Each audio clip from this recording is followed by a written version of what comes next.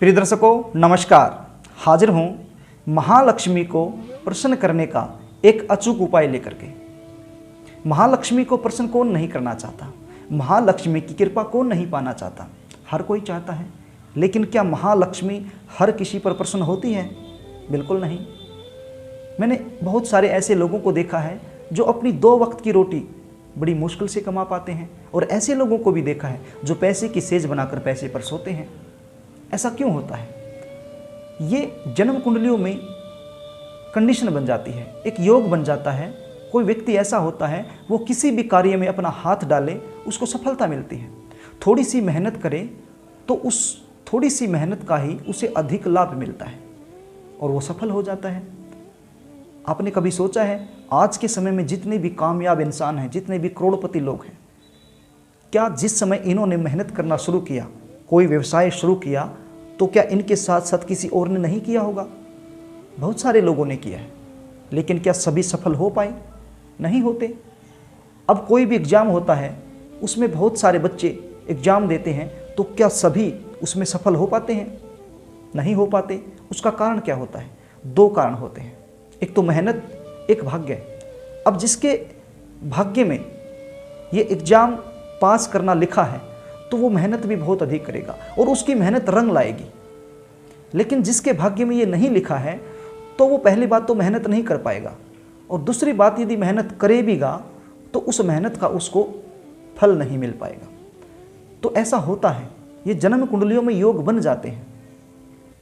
बहुत सारे लोग मैंने ऐसे देखे हैं जो बहुत ज़्यादा परिश्रम करते हैं, खून पसीना बहाते हैं, मेहनत करते हैं, कोशिश भी करते हैं, लेकिन फिर भी धन का संचय नहीं कर पाते। तो प्रिय दर्शकों, ये तो हर कोई चाहता है कि उसके पास बहुत सारा धन हो, वो बड़ी बड़ी गाड़ियों में घूमे, बड़े बंगलों में रहे और खुद तो जीवन में सारे ऐश आराम करे, लेकिन बाद में बच्चों के लिए भी बहुत सारा धन छोड़कर जाए। लेकिन ये हमारी जन्म कुंडलियों में कोई कंडीशन होती है, उसी के अनुसार बनता है। लेकिन फिर भी आज मैं एक उपाय आपके लिए ऐसा लेकर के आया हूँ जो माँ लक्ष्मी को अति प्रिय है। यदि ये उपाय आपने कर दिया तो माँ लक्ष्मी की कृपा आप पर होगी। लेकिन ये माँ लक्ष्मी की कृपा किस पर होगी? जो लोग मेहनती हैं, जो लोग परिश्रमी हैं, जो लोग प्रयास कर रहे हैं, जो लोग चाहते हैं पैसा कमाना, धन कमाना, ये उपाय उन्हीं के लिए कारगर सिद्ध होगा। अब जो लोग घर पर बैठे हैं, हाथ पर हाथ रखकर कोई काम धंधा कर नहीं रहे हैं, ऐसे ये उपाय करेंगे तो ऐसे माँ लक्ष्मी प्रसन्न नहीं होने वाली। देखिए, पैसा यदि आप कमाना चाहते हैं, धन आप कमाना चाहते हैं, धनी बनना चाहते हैं, जीवन में सारे ऐश आराम आप करना चाहते हैं, तो फिर उसके लिए मेहनत तो आपको करनी ही होगी। ये जो उपाय मैं आपको बताने वाला हूँ, ये उपाय यदि आपने कर दिया तो आपकी जन्म कुंडली में कुछ ऐसे योग बनेंगे कि आप मजबूर हो जाएंगे मेहनत करने के लिए। माँ लक्ष्मी इस उपाय से प्रसन्न होकर के आपको मजबूर कर देगी कि आप कोई न कोई कार्य करेंगे। आप पैसा कमाने के लिए कोई न कोई कर्म अवश्य करेंगे। प्रिय दर्शकों, उपाय बताऊं इससे पहले आपसे निवेदन करना चाहूँगा, यदि आप चैनल पर नए हैं तो चैनल को सब्सक्राइब कर लीजिए, बेल आइकन को भी प्रेस कर लीजिए, ताकि हमारी आने वाली जो वीडियो है उनका नोटिफिकेशन आपको मिल सके और वो वीडियो आप आसानी से देख पाएँ। तो प्रिय दर्शकों, अब आप उपाय सुन लीजिए, थोड़ा सा ध्यान से सुन लीजिए, क्योंकि कोई भी चीज़ यदि छूट गई तो फिर ये उपाय इतना कारगर नहीं होगा। जो भी नियम, विधि, विधान, जो तरीका मैं आपको बताने वाला हूं, उसी तरीके से आपने ये उपाय करना है। तो प्रिय दर्शकों, ये उपाय पहले तो आप ये सुन लीजिए करना किस दिन है। ये उपाय आपने शुक्रवार के दिन करना है। अब शुक्रवार कौन सा? शुक्ल पक्ष का शुक्रवार। शुक्ल पक्ष में कोई भी शुक्रवार हो, उस दिन ये उपाय आपने करना है।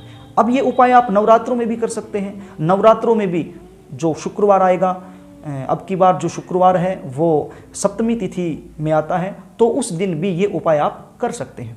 तो इसके लिए आपको चाहिए क्या?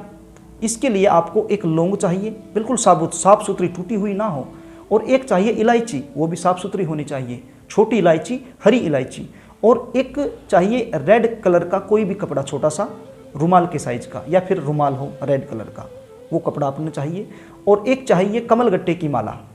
कमलगट्टे की माला आप बाज़ार से ले आ सकते हैं। बाज़ार में जहाँ पूजा का सामान मिलता है वहाँ से आपको आसानी से मिल जाएगी। तो ये चारों चीज़ लेकर के पूजा स्थल के पास आपने बैठ जाना है। ये किस समय करना है? ये आपने शुक्रवार के दिन शाम के समय करना है, अर्थात आप 6 बजे, 7 बजे, 8 बजे इस समय कर सकते हैं। तो आपने बैठ जाना है पूजा स्थल पर। आपने जो वो लाल कपड़ा आपके पास वो नीचे बिछा देना है पूजा स्थल में, और वो लौंग और वो इलायची उस कपड़े पर रख देनी है। अब आपने धूप दीप लगानी है, अपनी पूजा करनी है। धूप दीप लौंग इलायची को दिखानी है। जो एक लौंग और एक इलायची जो कपड़े में आपने रखी है उसको धूप दीप दिखानी है, और उसके बाद हल्दी का तिलक करना है। लौंग को भी और इलायची को भी, दोनों को हल्दी का तिलक करना है। उसके बाद आपने कमलगट्टे की जो माला ली है उसके साथ एक मंत्र का जाप करना है।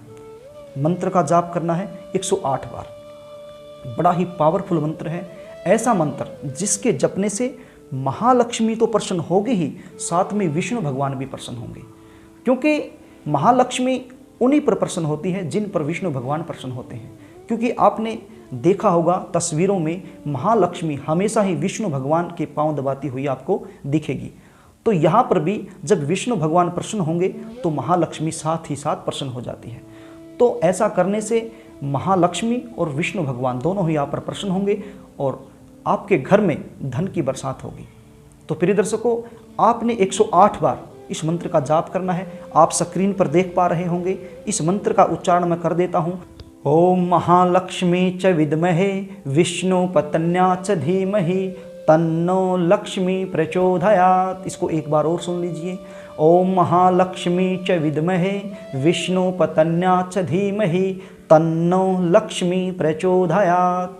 तो प्रिय दर्शकों, ये मंत्र आपने 108 बार जाप करना है। 108 बार जाप करने के बाद ये जो लौंग इलायची लाल कपड़े में रखी हैं, इनको लाल कपड़े में बांध देना है। बांध करके इसको आप जहां महालक्ष्मी की तस्वीर है उसके पीछे आप रख सकते हैं। यदि आप वहां नहीं रखना चाहते तो फिर जहां आपका धन है, जहां आपकी तिजोरी है, जहां आप अपना धन रखते हैं, वहां पर भी आप इसको रख सकते हैं।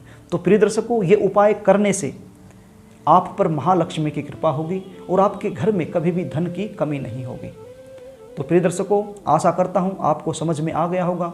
यदि फिर भी कोई बात समझ में ना आई हो तो फिर आप कमेंट बॉक्स के सहारे मुझसे पूछ सकते हैं।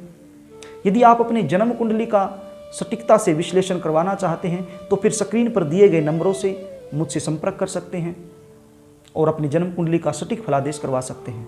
तो प्रिय दर्शकों, आज के लिए बस इतना ही। कल फिर मिलेंगे, तब तक के लिए नमस्कार।